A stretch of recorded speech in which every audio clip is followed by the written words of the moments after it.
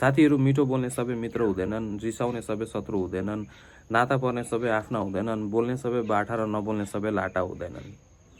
अनि एउटा कुरा याद राख्नुहोस्, धन नकमाए भने कसैले गर्दैन, कमाएपछि पुग्यो कसैले भन्दैन। कमाउँदा कमाउँदा जिन्दगी बित्छ, तर कमाएर अमर भई भन्दैन। साथी हो, टेन्सन बढ्दैछ, उमेर घट्दैछ, न त कमाउन सकियो न त रमाउनै सकियो। खुसी बालापनमा छुट्यो र हाँसो जिम्मेवारीले लुट्यो। म बदलिएको होइन, घमण्ड गरेको पनि होइन, कसैप्रति रिस पनि छैन, तर आजभोलि मलाई कसैसँग बोल्नु मन लाग्दैन। म आफ्नै दुनियाँमा मस्त छु, कसैले आहा गरिन् ठिकै र डाहा गरिन् ठिकै। अन्त हेर्छु अब जित्न नदिने मेरो भाग्य र हार्न नजान्ने म बिच कसको जित हुन्छ।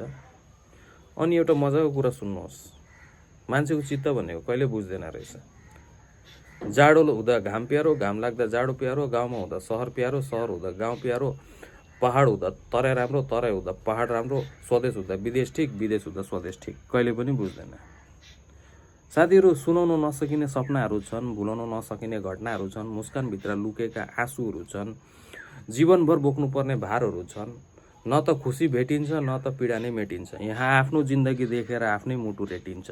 अनि एउटा कुरा याद राख्नुहोस्, खोसेर खानेको पेट कहिले भरिँदैन र बाँडेर खानेको पेट कहिले खाली हुँदैन।